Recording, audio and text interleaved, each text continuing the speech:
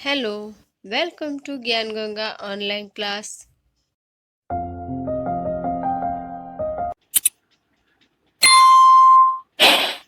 आज हम कक्षा 7 का विषय हिंदी पाठ 10 भूख इसका भाग 2 पढ़ते हैं।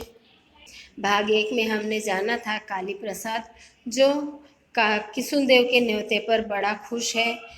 इस बार उसके जाने की बारी है। पिछली बार शिवा गया था। घर के ये दोनों बालिग हैं बच्चे, यानी इनके पिता की गैर हाजिरी पर सामाजिक कार्यों में इनका प्रतिनिधित्व होता है। दोनों सवांग है।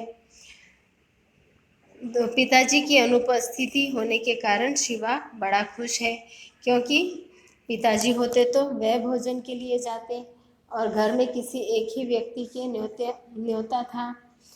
अभी इसका अगला भाग हम यहाँ पढ़ते हैं। गांव के पिता। चलिए इसके आगे का भाग हम यहाँ पर पढ़ते हैं। काली के पिताजी ब्रजमोहन, जो गांव में बिरजू के नाम से जानते हैं, कलकत्ता में किसी पेठी पर काम करते हैं। गांव आने पर भी पिताजी घर पर नहीं रहते हैं। गांव के लोग कहते हैं बिरजू दिलेर इंसान है, कमाता है तो खर्च करना भी जानता है। काली के पिताजी गांव में जब तक रहते हैं हर रोज़ कुछ न कुछ बाजार से ज़रूर लाते हैं। वह भी स्कूल जाता है तो गमकने लगता ही नहीं कि वह वही काली प्रसाद है। माँ भी जब तक पिताजी रहते हैं तब तक अच्छा अच्छा भोजन पकाती है, ठीक इसी तरह से जिस तरह पाहुन के आने पर बनता है। पिताजी भी तो मेहमान ही है, वे भी तो पाहुन की तरह ही रहते हैं, वैसे ही कपड़े पहनते हैं, उन्हीं की तरह बाजार से मिठाई और फल लाते हैं। और एक दिन फिर ठीक से पढ़ना, अपनी माँ को हैरान मत करना, नहीं तो आने पर बड़ी पिटाई करूँगा, यह कहकर चले जाते हैं। अर्थात यहाँ कालिया कहता है कि मेरे पिताजी जो है वह भी एक मेहमान की तरह ही आते हैं। जब तक गांव में रहते हैं हर रोज़ नई नई वस्तुएं बाजार से लेकर आते हैं, खाने पीने की, फल। और पिताजी भी तो मेहमान की तरह ही आते हैं, अच्छे कपड़े पहनकर। और जब जाते हैं तो फिर वही हिदायत देकर जाते हैं, ठीक से रहना, पढ़ाई करना, माँ को हैरान मत करना, वरना आकर पिटाई करूँगा। तो उनके घर रोज़ अच्छा अच्छा पकवान नहीं बनता था। जब पिताजी आते हैं या कोई मेहमान आते हैं तभी उनके घर अच्छा पकवान बनता था।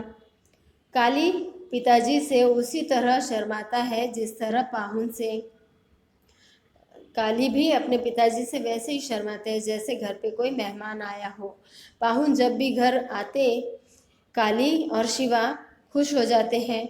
दोनों भाई पिताजी के आने पर बड़े खुश होते हैं, जबकि माँ की जान ही निकल जाती है। पाहुन के आने से घर का संतुलन ही बिगड़ जाता है। काली की माँ से हमेशा शिकायत रहती है कि वह पाहुन के लिए अच्छा अच्छा खाना बनाती है, जबकि उनके लिए कभी नहीं। हमेशा यही कहती है कि फला त्यौहार पे को बनाऊंगी अच्छा खाना, किसी न किसी त्यौहार को बनाया जाता है और भगवान को खाया जाता है। अक्सर माँ उन्हें बहाने बनाकर टाल दिया करती है कि अभी नहीं, अगले त्यौहार पे खिलाएंगे या कोई आएगा तब खिलाएंगे। और पहले भगवान को भोजन खिलाया जाता था, फिर बाद में इन्हें भोजन दिया जाता था। तो काली को अक्सर माँ से यह शिकायत रहती थी और वह पिताजी से भी इसी तरह शर्माता था जिस तरह से मेहमानों से शर्माता था। उसे यदि माँ होली, दीपावली, नेवान को ही अच्छा खाना बनाती है, कोई त्यौहार होते हैं होली दीपावली तभी अच्छा खाना बनाती है, सबको खिलाती है, नहीं तो अधिकतर दूसरे त्योहारों को खाना प्रसाद के रूप में ही मिलता है, वरना तो दूसरे और कोई त्यौहार होते हैं तो प्रसाद की तरह, प्रसाद के से थोड़ा सा ही मिलता है, वैसे ही उन्हें मिलता था प्रसाद के रूप में। जबकि पौनी परजा के को अच्छा खाना पूरी थाली भर कर देती थी। जब भी कोई उत्सव मनाया जाता है या घर पर कोई मेहमान आता था तभी उन्हें भरपेट थाली भर के अच्छा भोजन मिलता था।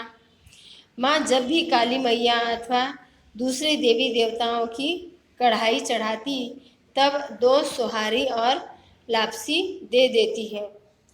जब भी कोई देवी देवता को प्रसाद चढ़ाया जाता था तब 2 पुड़ियाँ और लापसी उन्हें दे दिया करती थी, जिससे वह हाथ में लेकर खाते थे। इन्हें भरपेट भोजन भी नहीं देते थे। माँ मांगने पर जवाब देती थी, यह प्रसादी है ना, प्रसाद थोड़ा ही खाया जाता है, प्रसाद से पेट नहीं भरा जाता।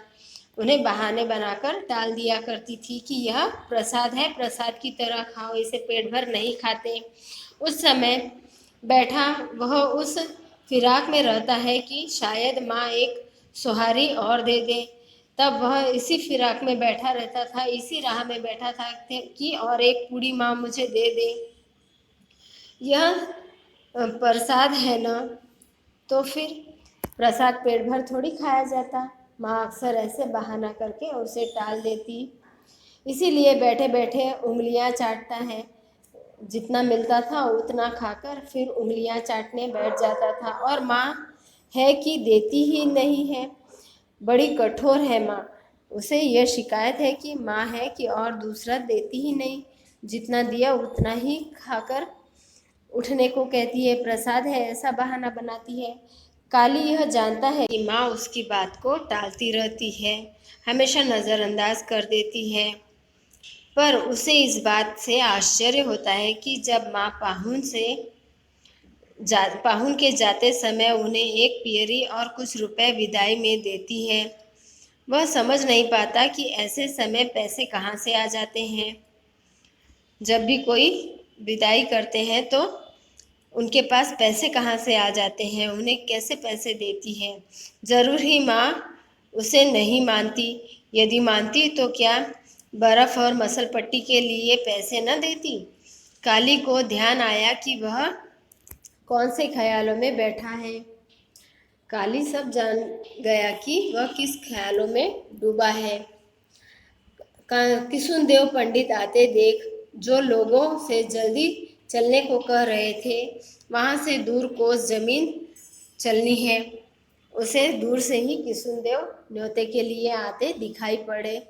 अभी ज़मीन थोड़ी ही चलनी बाकी है। सभी लोग जल्दी से तैयार हो जाते हैं और काली को देखकर उसने बोला, काली पास ही बैठा था तो काली को देखकर बोला, काली प्रसाद, शिव प्रसाद से कह दो कि जल्दी आ जाए, यहाँ लोटा लाना भी न भूलना, और हाँ लोटा लाना न भूलना, क्योंकि पहले के ज़माने के लोग जब भोजन के लिए जाते थे तो घर से पानी का लोटा भर कर ले जाते थे। तो पंडित जी ने उसे बताया कि काली प्रसाद शिव प्रसाद से कह देना कि जल्दी आ जाए और लोटा लाना ना भूले। काली प्रसाद को शिव का बुलाया जाना बेहद खला, क्योंकि इस बार तो जाने की बारी काली की थी और पंडित जी ने शिव को बुला लिया। वह बेहद खला, उसे बुरा लगा। शिव जाए या काली, अब उसे विचार आ गया कि शिव जाए या काली, किशुनदेव को इससे क्या फर्क पड़ता है। अभी चाहे शिव जाए या काली जाए, घर से एक सदस्य भोजन के लिए जाना है तो दोनों में से कोई भी जाए, किशुनदेव को क्या फर्क पड़ता है। वह यह सोचने लगा, सवाल उठ गए उसके मन में। वह भी तो जनेऊ वाला है और न जाने कितने न्योता खा चुका है। अब काली भी तो जनेऊ पहना हुआ ब्राह्मण है और इसने भी कई न्योते खाए हैं। किशुनदेव का काम केवल आज्ञा मांगना है, यानी बुलाने का काम है, और विजय कराना हम लोगों का यानी पंडितों का। यह निश्चय करना हमारा काम है कि मुझे और शिवा में से कौन जाए। जब देखो तब शिवा शिवा, वह भी परेशान हो गया है कि जब देखो तब शिवा को ही आगे किया जाता है, उसे कोई मान दिया ही नहीं जाता। उसने भी तो कई न्योते खाए हैं, वह पहले पैदा क्यों नहीं हुआ। उसे बड़ा आश्चर्य होता है कि मैंने पहले क्यों नहीं जन्म लिया, मैं घर का बड़ा क्यों नहीं बना। किया क्या जा सकता है, अभी क्या किया जा सकता है, हो गया सो हो गया। लिहाज हथियार डाला तुरंत घर में माँ के पास पहुँचा। अभी बेचारा हार मानकर माँ के पास पहुँच गया। माँ बटुली रखिया रही थी, बटुली जो थी वह रख रही थी। दादी माँ भुजिया कर रही थी, दादी जो है वह भुजिया बना रही थी और चूल्हे में अरहर के का पत्ता छोंक रही थी। भुजिया धान कभी मशीन पर कूटने नहीं जाता, क्योंकि ऐसा माना जाता है कि भुजिया धान मशीन पर कूटने से अपवित्र हो जाता है। इसीलिए घर पर ही धान चूल्हे पर ही हो रहा था। इसीलिए माँ और दादी माँ मिलकर ओखली अथवा ढेक में कूटती है।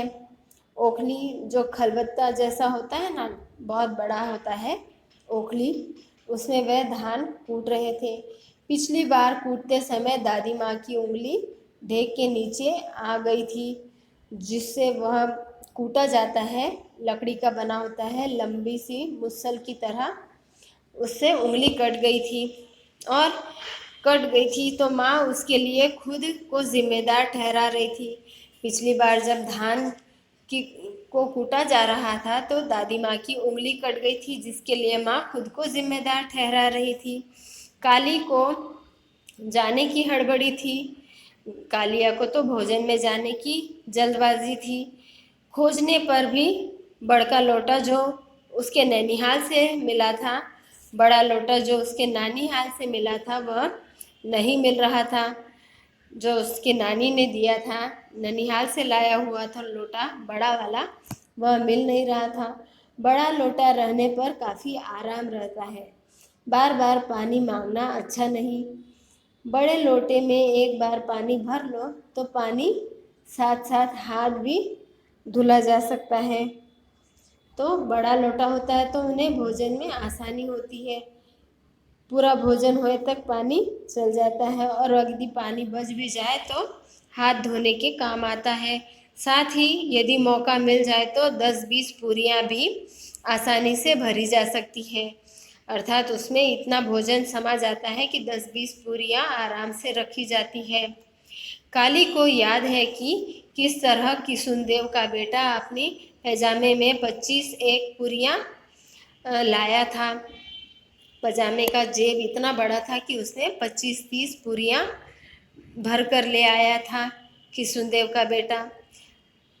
वह ऐसा नहीं करेगा, बड़े लोटे में 20 पूरी तो ऐसे ही समा जाएगी, लेकिन वह किशुनदेव के बेटे की तरह पजामे की जेब में पूरियाँ नहीं भर कर लाएगा। वह तो बड़ा लोटा ही लेकर जाएगा और उसी में पूरी ले आएगा।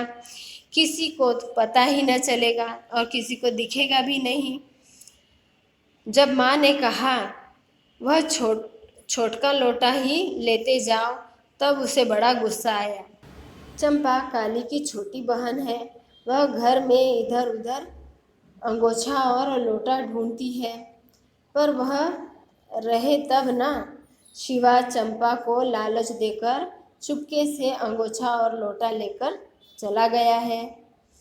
शिवा जो था वह पहले ही चंपा को लालच देकर अंगोछा और लोटा लेकर चला गया। काली तो अभी घर में ही लोटा ढूंढ रहा है। उसने चंपा को वचन दिया कि जब अब की बार वह उसके लिए पूरियाँ लाएगा, इसीलिए चंपा ने खुद ही अंगोछा और लोटा शिवा को चुपके से दे दिया था। उसने कालिया को बताया कि शिवा ने उससे कहा था कि वह उसके लिए पूरियाँ लेकर आएगा, इसीलिए उसने अंगोछा और लोटा ढूंढकर शिवा को दे दिया। शिवा अंगोछा और लोटा लेकर भोजन के लिए चला भी गया। वह इधर उधर हाथ पैर मारने के बाद बोला, वह उसे जाने की इतनी उत्सुकता थी, लेकिन लोटा न मिलने के कारण वह बिना लोटे के ही जाने के लिए तैयार हो गया। मायरे लगता है कि बड़के भाई अंगोछा और लोटा लेकर गए हैं, कहीं खुद ही तो न्योता खाने नहीं गए। अभी उसे ऐसा लगता है कि वह खुद ही न्योता खाने तो नहीं चले गया, मैंने चुपके से कुछ ले न जाते देखा है, मैंने चुपके से उसे ये सब ले जाते हुए देखा है। काली को कतई विश्वास नहीं हो रहा था। काली को अपने भाई की इस हरकत पर बिल्कुल विश्वास नहीं हो रहा था कि वह खुद घर से अंगोछा और लोटा ढूंढने लगा और न पाने पर खाली हाथ जाने लगा, जिससे गांव वालों के साथ कुछ न छूट जाए, गांव वालों का साथ न छूट जाए, इसीलिए वह खाली हाथ ही बिना लोटा लिए चला गया। उसे जाते देख माँ ने डांटा, कहाँ जाता है रे कालिया, रुक, शिवा गया है, अब तुम नहीं जाओगे। जग हंसाई करवानी है कि कैसे भीख मंगे लोगों की आज्ञा, एक का था और आए दो जन। ऐसे माँ ने उसे डांटते हुए कहा कि अब तुम नहीं जाओगे, शिवा गया है, वरना लोग हंसेंगे तुम पर, कहेंगे कि एक लोगों का न्योता था और खाने के लिए दो जन आ गए। काली का मन नहीं मान रहा है कि शिवा गया होगा, और गया है तो क्या हुआ, अब शिवा गया होगा ऐसा वो मानने को राजी नहीं, और गया है तो क्या हुआ, पारी तो उसकी थी इसीलिए वह जाएगा। काली ने माँ से कहा, मैं जाऊंगा, अब मेरी पारी थी, और घर से निकल पड़ा। दरवाज़ा पार करने को हुआ कि माँ ने दौड़कर पकड़ लिया। यदि वह भागते समय दरवाजे से टकराता तो माँ उसे नहीं पकड़ पाती। गुस्से में माँ ने दो चार थप्पड़ लगा भी दिए। वह जाने के लिए दौड़ा तो अचानक भागते समय दरवाज़ा उससे टकरा गया और माँ ने उसे जल्दी पकड़ लिया। यदि वह दरवाजे से नहीं टकराता तो माँ उसे पकड़ ही नहीं पाती। अब माँ ने उसे पकड़ लिया तो दो चार गुस्से में थप्पड़ भी लगा दिए, डांटा, फटकारा, कुछ पकाने का आश्वासन दिया। मैं आज कुछ अच्छा भोजन बनाऊंगी ऐसा आश्वासन भी दिया। साथ ही सहन करने का पाठ पढ़ाया। भूख सहन करने की पाठ भी दिया, उसे शिक्षा भी दी। भूख किस तरह बर्दाश्त करनी चाहिए इसकी सीख दी, और कहा, आने दो शिवा को, अब उसे अब की उसे उसकी पिटाई करूंगी। पर पेट की आग में तो सभी आज्ञा और विज्ञान स्वाहा हो जाते हैं, परंतु जब भी भूख लगी हो तो ज्ञान क्या और विज्ञान क्या, सब जलकर खाक हो जाता है, स्वाहा हो जाता है। काली रोता रहा, सकपकाता रहा, इस संसार में कहीं भी न्याय नहीं है। वह यह कहता रहा कि इस दुनिया में न्याय है ही नहीं, उसका इस संसार में कोई नहीं। वह अपने आप को अकेला महसूस करने लगा। उसे लगा कि मेरा इस दुनिया में अभी कोई नहीं है, माँ शिवा को ही ज़्यादा चाहती है। उसके मन में ऐसा ख्याल आया कि माँ शिवा से ज़्यादा प्यार करती है, उसे नहीं चाहती। तभी तो पाहुन के आने पर भी उसी को उसके साथ खाने पर बैठा देती है। जब कभी मेहमान आते या पिताजी आते तो भोजन अच्छा भोजन बनता और भोजन के लिए उसे ही बैठाया जाता, क्योंकि वह घर का बड़ा है। इसलिए मौका पाते ही अब की काली निकलना तो नज़र ही न चढ़ा। अभी माँ को चकमा देकर वह इस तरह से निकल गया कि माँ को भी नज़र नहीं आया। माँ बौखला उठी। माँ उस पर बहुत गुस्सा हुई, नाराज़ हुई। चंपा से पूरा गांव खोजवाया पर कहीं भी काली की परछाई तक न दिखी। चंपा जो उसकी छोटी बहन थी, उससे पूरा गांव खोजवा डाला, खोजने के लिए कहा, परंतु उसकी परछाई यानी उसकी छाया भी नज़र नहीं आई। हो न हो कलमुहा न्योता खाने ही गया होगा। माँ ने इसका उसका संकेत भाप लिया कि वो और कहीं गया नहीं होगा, वह ज़रूर न्योता खाने ही गया होगा। ये कपूत बरसों की संजोई इज्जत को खाक में मिला देंगे। माँ का यह कहना है कि जो पूर्वजों द्वारा कमाई हुई इज्जत है, बरसों पुरानी इज्जत, कपूत यानी नालायक बेटा, यह कपूत सजाई हुई इज्जत जो है, संजोई हुई जमा करके रखी इज्जत खाक में मिला देगा, यानी राख में मिट्टी मोल कर देगा। नहीं, वह ऐसा नहीं होने देगी, आने दो। अभी माँ उससे कहती है कि अभी ऐसा नहीं होने देंगी, आने दो, लौट कर तो आए, ऐसी खबर लूँगी कि जन्म भर याद रखेगा। माँ अभी चंपा से ये ऐसे बात करती है कि आने दो उनको, जिंदगी भर याद रखेंगे। एक वो है जो अपने तो शहर में गुलछर्रे उड़ा रहे हैं, और वो अर्थात चंपा के पिता, शिवा कांदिया के पिता शहर में रहते हैं, वहाँ मजे उड़ा रहे हैं। और इन दोनों मुसरों को मेरे छाती पर मूंग दलने के लिए छोड़ गए हैं, अर्थात परेशान करने के लिए छोड़ गए हैं। माँ चीखती कूदती रही, इन दोनों के ऊपर गुस्सा होती रही। बिरजू को क्यों गरियाती हो? उस बेचारे ने तुम्हारा क्या बिगाड़ा है? उस मर्किनवान सिवा को नहीं जानता था, वही है इस फजीहत की जड़। ई नहीं हो पाई कि खेत खा गदहा और मरल जा जोलाहा। दादी माँ ने माँ का विरोध किया। दादी माँ को समझा रही है कि सारे परेशानी की जड़ तो शिव ही है। वह भी तो जानता था कि कालिया का जाने की बारी थी, काली जाने वाला था, तो फजीहत की जड़ तो शिवा ही है। ये तो कोई बात नहीं हुई कि खेत खाए गधा और मार खाए जोला, यानी खेत कोई खाए और मार कोई खाए। काली पहले तो दौड़ा, क्योंकि उसे विश्वास था कि गांव वाले भी बहुत दूर नहीं गए होंगे। दौड़ते दौड़ते काली को हफरी छूट गई, यानी वो उसकी सांस फूल गई, हाँफने लगा। फिर भी गांव वाले न मिले। गांव वाले इतने दूर निकल गए कि ये दौड़ते दौड़ते गया तो भी गांव वाले उनसे आगे निकल चुके थे।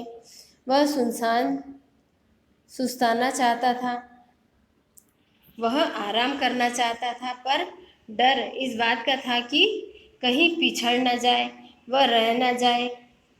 काली इस विश्वास से चलता जा रहा था कि पंगत के उठने तक तो वह पहुंच ही जाएगा, अर्थात पहली पंगत खत्म होने तक तो वह पहुंच ही जाएगा। ऐसा थोड़ा ही है कि दरवाजे पर पहुंचे और तुरंत ही खाना खाने पर उठा दिया जाए। दरवाजे पर पहुंचे और तुरंत ही खाने पर से उठा दिया जाए, ऐसा तो नहीं होगा। काली की हालत मुसाफिर जैसे थी, जो वह जानता है कि वह लेट हो गया है, फिर भी जल्दी जल्दी स्टेशन पहुंचने की कोशिश कर रहा है। यानी उसकी एक मुसाफिर की तरह हालत हो गई है कि वह जानता है घर से ही कि उसे देर हो गया है, लेट हो गया है, परंतु फिर भी स्टेशन पर बस या ट्रेन पकड़ने की कोशिश में लगा है। इस तरह काली की हालत है। गांव से सभी लोग न्योते पर निकल चुके हैं और उसे देर हो गया है लोटा और अंगोछा ढूंढने में। वह रास्ते भर गांव वालों को ढूंढता रहा, परंतु वह दूर निकल चुके थे। इस अंधेरी रात में भी काली इस जगह इस तरह चलता रहा जैसे वह रास्ता और नहीं बल्कि उसके घर का रास्ता हो, बिल्कुल जैसे जाना पहचाना रास्ता हो। ऐसे वह सुनसान अंधेरे रास्ते पर चल पड़ा। आज उसे भूत प्रेत से भी डर नहीं लग रहा था। कोई दिखाई नहीं दे रहा था, लेकिन फिर भी उसे आज डर नहीं लग रहा था। जबकि और मैं होता तो वह रात में द्वारे पर भी अकेले न जाता। यदि ऐसे और कोई दूसरा समय होता तो वह घर के दरवाजे पर भी अकेला नहीं जाता, इतना डरता रात के अंधेरे से। परंतु भोजन के लिए तो उसे डर भी नहीं लग रहा है। आखिरकार काली को अपने गांव वाले न दिखे तो न ही दिखे, अर्थात पूरा दौड़ लगा कर वह पहुंचने की कोशिश की, पर पूरे रास्ते उसे गांव वाले नहीं दिखे तो नहीं ही दिखे। पर वह घर दिख ही गया जहां उसे जाना था, जहां पर भोजन का न्योता मिला था। वह घर उसे दिखा। उस अंधेरे में भी उस घर पर रोशनी थी, क्योंकि न्योता भोजन का निमंत्रण था तो वहाँ पर लाइटिंग चकाचौंध था, भीड़ भाड़ थी, चहल पहल थी। जैसे जैसे काली उस घर के पास आता जाता, उसके दिल की धड़कन बढ़ती जाती। जैसे जैसे उस घर के पास वह पहुंचता जाता, उसकी दिल की धड़कन और बढ़ जाती। मस्तिष्क में बवंडर तेजी से उमड़ते, तूफान उमड़ते, उसके दिमाग में नए नए ख्याल आते। अब काली वहाँ खड़ा था जहाँ से कुछ ही दूरी पर शिवा गले में माला पहने पान चबाते खाट पर बैठा था।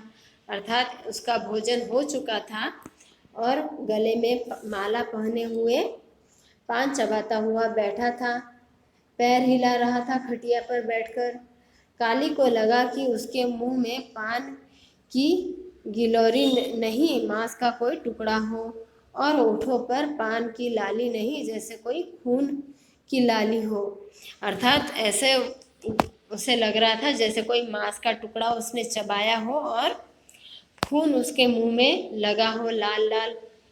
अर्थात कोई राक्षस की तरह वह उसे नजर आ रहा था। पहले तो शिवा पर उसे क्रोध आया, फिर घृणा भी हुई।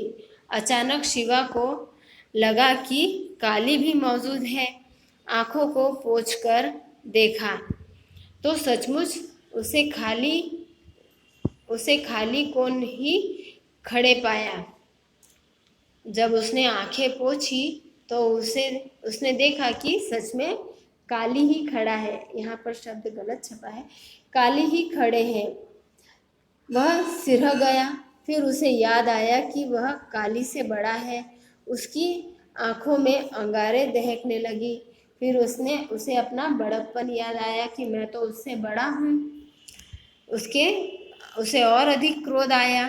भौएं तन गई। ऐसा लग रहा था जैसे वह शिवा न होकर नरमुंड की माला पहने काली माँ खुद ही मर्दानी रूप में है। जब काली उसे देख रही थी तो इस तरह गुस्से में दिख रहा था वो, जैसे मानो कि कोई काली मुंड की माला पहने मर्दानी रूप में है, मर्द के रूप में है। पर काली पर जैसे उसका कोई असर न पड़ा, परंतु काली उसे देखकर जरा भी न डरा, बिल्कुल भी नहीं सकपकाया। उसे उबकाई आ रही थी क्योंकि शिवा समेत गांव वाले उसे मेले के बीज बीजाते कीड़े लग रहे थे। अर्थात उस कतार में मिचलती हुई उल्टी आने लगी, उबकी आने लगी, क्योंकि शिवा समेत गांव वाले उसे एक बिल्कुल छोटे मोटे कीड़े मकोड़े की तरह दिखाई दे रहे थे। उधर घर में अब भाई पाटीदारों की पंगत खाने पर जा चुकी थी। जो भी बड़े गांव के पाटीदार लोग थे उनकी पंक्ति खत्म हो चुकी थी। वे खाकर उठ चुके थे और इधर द्वारे पर पौनी प्रजा बैठाई जा रही थी। अर्थात गांव के प्रजाओं की, छोटे लोगों की पंगत बैठाई जा रही थी। काली ने एक झटके से जनेऊ तोड़कर शिव की ओर फेंक दिया। उसने तुरंत ही अपने गले से जनेऊ निकालकर शिवा की तरफ फेंक दिया और द्वारे की पंगत में जाकर बैठ गया। अर्थात वह भी साधारण मनुष्य की पंगतों में, गांव के लोगों की पंगतों में जाकर बैठ गया। उसने अपना ब्राह्मणी रूप त्याग दिया कि वह भी कोई गांव का बड़ा है, पंडित है। उसने अपना जनेऊ निकाल दिया और प्रजाओं की जंगत में, गांव की जो पंगत बैठी थी उसमें भोजन करने के लिए बैठ गया। इस कहानी में भूख इंसान से क्या कुछ नहीं करा लेती है, यह दर्शाया गया है कि पेट की आंख बुझाने के लिए उसने अपना पंडित छोड़ दिया, जनेऊ निकाल कर फेंक दिया। इसी के साथ हमारा यह पाठ अब यही समाप्त होता है।